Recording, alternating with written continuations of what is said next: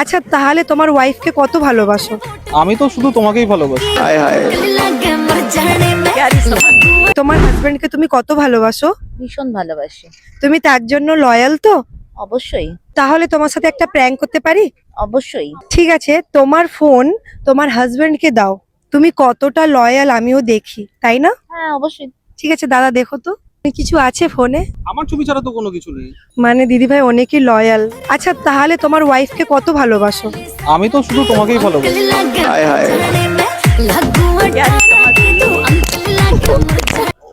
मेरे साथ ऐसा फर्स्ट बार তাহলে তোমার ফোনটা দিদিভাইকে দাও।